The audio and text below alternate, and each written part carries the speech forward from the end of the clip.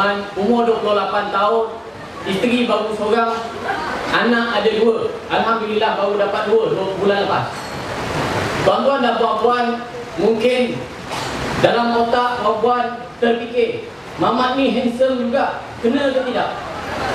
Alhamdulillah saya nak beritahu puan-puan pada hari ini, saya masih lagi selamat dan jantan. Belum lagi menjadi mangsa. Jambu. Walaupun saya handsome macam Aaron Aziz, ada yang cakap, tapi Alhamdulillah selamat. Sebab tu orang tanya ni Anwar ni suka orang jambu-jambu ni mesti semua staff dia kena. Saya cakap tuan-tuan dan puan-puan, kalau saya jadi mangsa Anwar Ibrahim, dah tentu dia mati kena pengajar. Saudara exam, semester exam Mamano, orang tanya ini pun handsome kena tak kena? Saya cakap exam tak kena. Pasal apa? Kami ni garam. Dia tak berani. Jadi tuan-tuan dan puan-puan, hari ni saya turun ke Pekan, balik ke Pekan, kampung kawan ni. Saya orang Temai. Temai Ulu. Balik ke kampung kawan ni nak cerita dengan kakak-kakak, ibu-ibu. Bagaimana? Kenapa? Sebab saya meninggalkan mantan majikan saya, Datuk Seri Anwar Ibrahim. Saya kalau nak ikutkan, saya malas nak sebut Datuk Seri, tapi terpaksa. Itu pangkat yang diberikan, tak apa kita sebut. Tuan-tuan dan puan-puan, sebab pertama sekali yang saya tinggalkan Anwar, saya ni mengidolakan Anwar Ibrahim daripada zaman sekolah menengah lagi. Bapa saya punya totok sokong Anwar Ibrahim. Mak saya pun sama. Bapa saya orang Pekan, pun totok sokong Anwar Ibrahim. Umur 13 tahun, waktu tu zaman reformasi 1998, dia bawa saya pergi reformasi. Tengok ni Anwar berpidato, Anwar berucap ni. Kalau Anwar turun Pekan ni, dia berucap ni goyang. Dia pandai cakap tuan-tuan dan puan-puan, kerja tak pandai. Tengok dia, wah inilah pemimpin yang kita nak. Walaupun kecil tahu kita ngundi pun tak boleh, sibuk nak berpolitik. Tengok inilah pemimpin yang kita nak. Kononnya waktu tu bawa islah, bawa reformasi, kononnya. Tapi tuan-tuan dan puan-puan, bila saya besar, saya dapat kerja dengan Anwar Ibrahim. Terjadi satu peristiwa yang sangat penting dalam hidup saya, yang mengubah pendirian saya terhadap Anwar Ibrahim. Peristiwa dia kes liwat Saiful Buhari. Maaf kalau saya nak sebut dekat sini. Tuan-tuan dan puan-puan, kenal ke tidak Saiful Buhari? Lagi jambu pada saya. Saya okey sikit. Saiful Buhari ni kawan saya, kawan sekolah saya. Saya yang memperkenalkan dia pada Anwar. Waktu pilihan raya 2008, kami tak cukup staf tahun itu, saya ambil Saiful jadi staf saya. Saya Setiausaha Sulit, dia pembantu saya. Bila dia jadi pembantu saya perkenalkan dia ke Anwar. Waktu itulah mata bertentang mata, hati jatuh ke hati, kenyek mengenyek mata berlaku. Jadi tuan-tuan dan puan-puan, bila saya perkenalkan Saiful kepada Anwar, Saiful pun bekerja. Habis saja pilihan raya itu dalam 2 minggu. Habis pilihan raya, selepas habis saja pilihan raya, Saiful berhenti kerja. Pasal dia ingat dia ni sukarelawan. Ni saya nak cerita kes betul, bukan cerita nak buat cerita tipu, tidak. Dia jadi sukarelawan, lepas tu dia berhenti kerja. Anwar Ibrahim, lepas Saiful tak masuk pejabat, hari-hari tanya saya, Ibrahim ni, Saiful mana? Saiful mana? Saiful mana? Saya cakap iPhone 3 lah, dua-dua ni. Asyik mencari, kita ada depan mata, dia tak nak cari kan. Saya mengat ke. Dan cakap tak apalah, saya pergi jumpa Saiful. Saya tanya dia. Saya kata, Saiful, bos nak minta kau datang pejabat hari-hari, kerja full time. Dia kata, Raimi tak boleh lah. Saya cakap, kenapa? Dia kata, dia ni kawan ramai.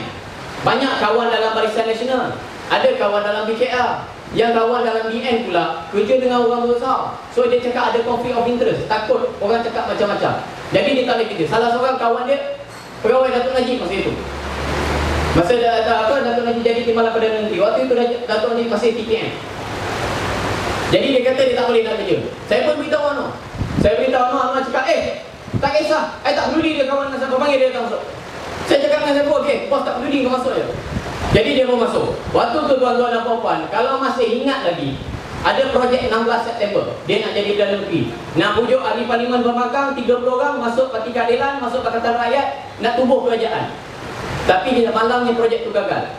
16 September dia pun ada cerita. Waktu Anwar pujuk ahli-ahli parlimen BN, dia lah kawan dia, terutamanya di Sabah dan Sarawak. Dia jumpa ahli parlimen A, dia tanya, ni I dah cukup lama ni, tinggal you seorang je, tak ikut lagi. You masuk, join I nanti you jadi menteri. Menteri apa Datuk Seri? Menteri Dalam Negeri. Besar kan? Lepas tu yang B pula, dia jumpa, dia janji benda sama. Sampai sidang parlimen, yang A jumpa yang B. Tanya dia, Anwar ada jumpa kau? Ada. Dia janji apa? Menteri Dalam Negeri. Aku pun sama. Jadi tuan-tuan dan puan-puan, nasib baik 16 September tak jadi. Kalau tak, ahli parlimen, menteri kabinet lagi ramai daripada ahli parlimen. Jadi waktu 16 September, nak memujuk ahli-ahli parlimen Barisan Nasional daripada Sabah ni, kami ada mesyuarat. Dalam mesyuarat tu, Anwar putuskan, dia kata salah seorang daripada staf kena pergi ke Sabah untuk cakap dengan ahli-ahli parlimen ni. Yang saya terkejut, tuan-tuan dan puan-puan, dia hantar Saiful yang baru kerja 2 minggu pergi buat misi yang penting.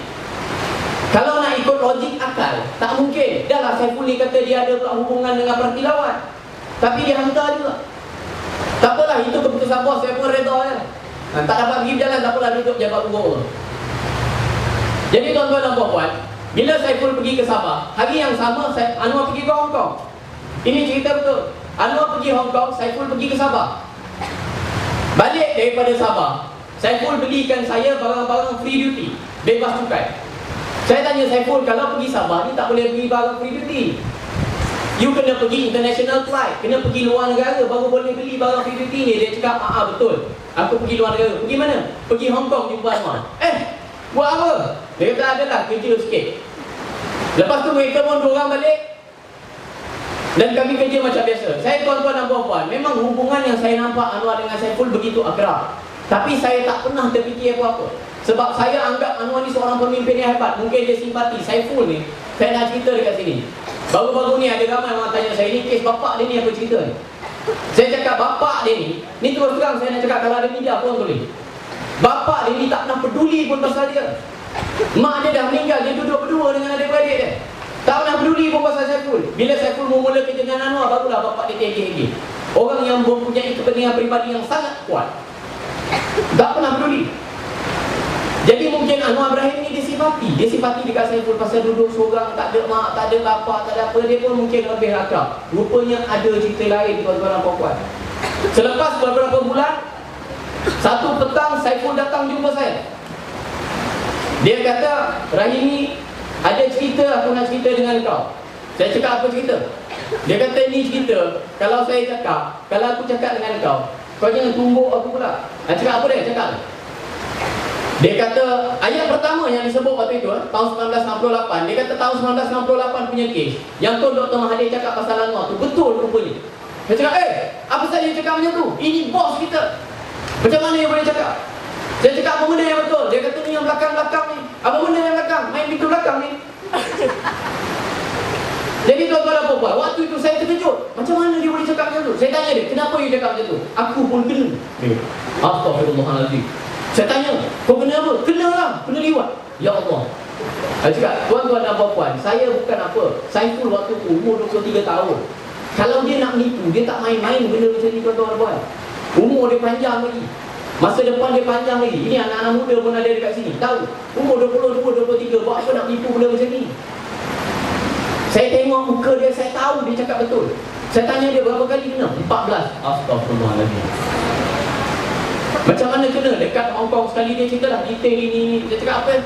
Kenapa sekarang baru nak beritahu? Dia kata dia tak tahan. Dia tengok Anwar keluar pergi cerita dengan pergi masuk masjid, pergi cerita khutbah lah apa semua. Dia kata ini hipokrit punya orang. Kita kena dedahkan ni. Saya tanya dia, ada bukti tak ada bukti? Dia kata ada bukti. Jadi tuan-tuan dan puan-puan, saya tanya dia apa dia nak buat sekarang. Dia kata dia nak buat, dia nak dedahkan. Saya pun pergi ke rumah seorang kawan. Kebetulan kawan saya baik dengan Datin Seri. Dia bawa saya jumpa Datin Seri.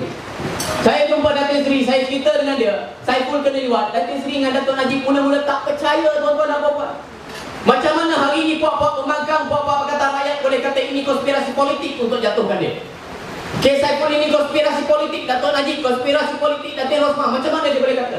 Kalau betul tuan-tuan dan puan-puan ini konspirasi politik, bila saya jumpa Datin dengan Datuk, dialah yang cerita dengan saya, bukan saya cerita dengan dia. Ini saya pula kena yakinkan dia. Maknanya tuan-tuan dan puan-puan, tak ada konspirasi. Bohong dia pembangkang tu. Ini lagi seorang ni calon pekan ni, Farid Musa, kawan saya. Bukan saya tak kenal dia, bapak menyamun. Jadi tuan-tuan dan puan-puan, Datuk Najib sendiri cakap, kalau betul ada bukti, kalau betul saya ni timbalan Perdana Menteri, waktu itu dia timbalan Perdana Menteri, tak boleh buat apa-apa. Kalau betul dia pergi buat report polis. Jadi Saiful pun Dia pergi pula jumpa YB Senator Ezam. Ezam waktu itu bekas bekas ketua pemuda PKR baru masuk UMNO. Kita cakap tak apa, kita pergi jumpa Ezam. Ezam beritahu pada Ezam tanya Saiful. Dia tanya betul ke? Saiful kata betul bang. Ada bukti? Ada. Ezam cakap berani you bersumpah depan-depan ulama. Dia kata berani, saya boleh sumpah. Boleh pergi hospital ambil bukti, berani bang.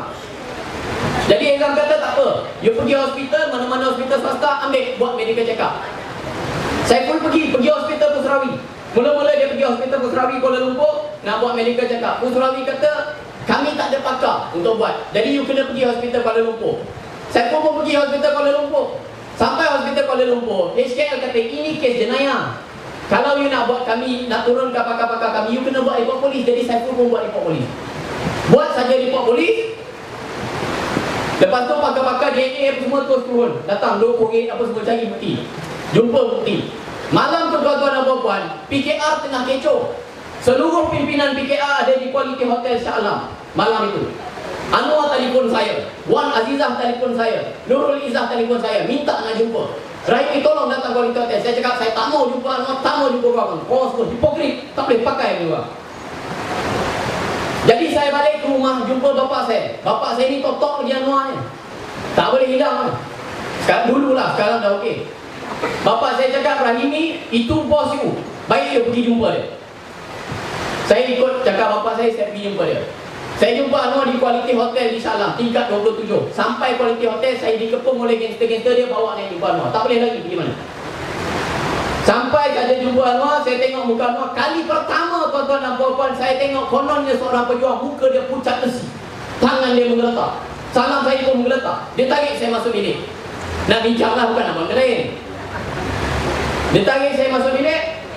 Dia cakap, Rahimi, apa yang you tahu? Saya cakap, Dato' Seri, saya tahu semua benda. Saya pun dah cerita dah. Ni apa benda ni, you buat kerja-kerja macam ni? Konon you pejuang lah, apalah. Konon dulu kena fitnah. Dia kata, Rahimi, please, you tolong you tak boleh beritahu siapa-siapa, mati hari ni. Saya pun tuan-tuan dan puan-puan, waktu tu ada ramai gangster dia. Nyokong dia pun ramai kat bawah. Saya cakap, ya je lah. Kan tak pasal-pasal keding ni kan, kena banyak, susah juga.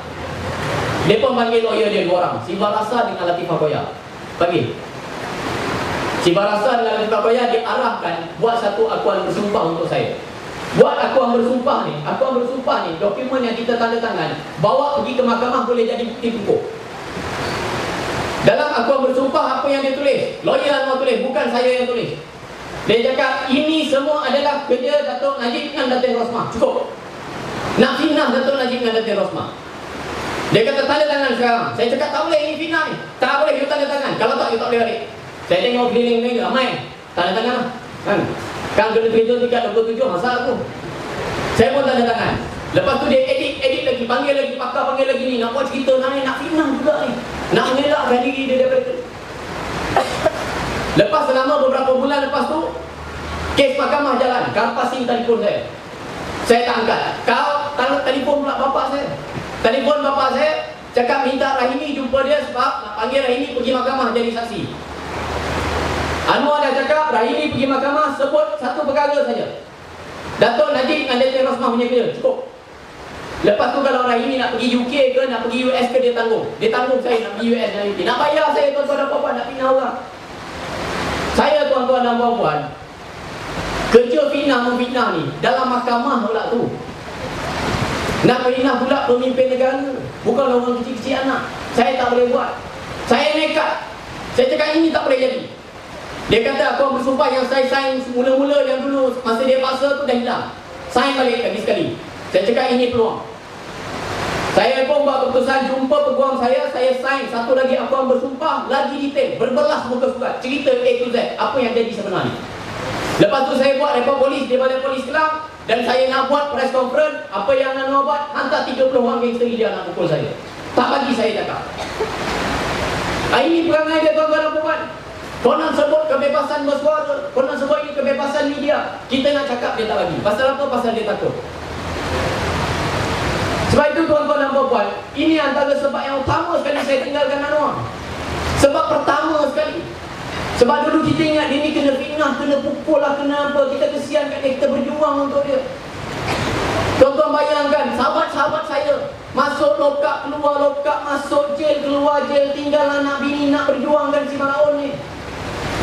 Tapi rupanya tuan-tuan dan tuan-tuan dan puan-puan, perjuangan kita tersasar jauh.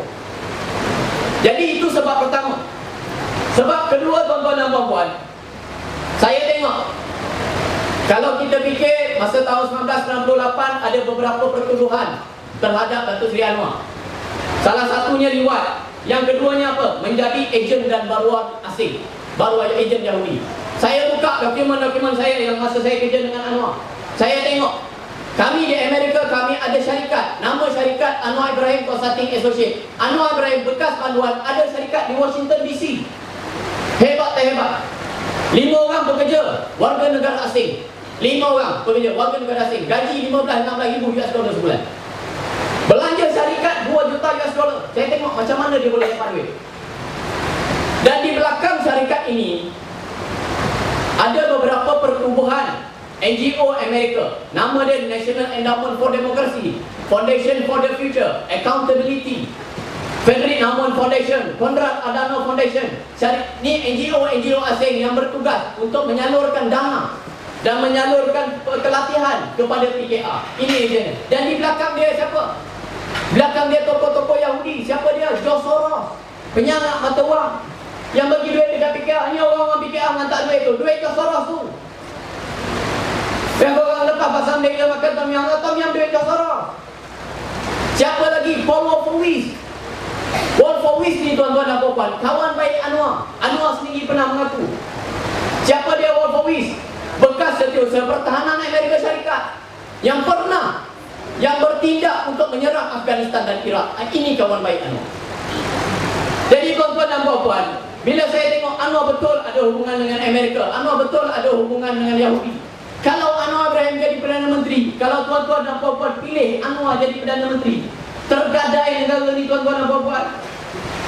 Tutup kamp-kamp tentera kita, letak tentera Amerika. Masa kita daripada tak ada hubungan dengan Israel jadi kawan baik Israel, hilang status negara Islam. Itu salah satu sebab. Sebab ketiga, apa dia?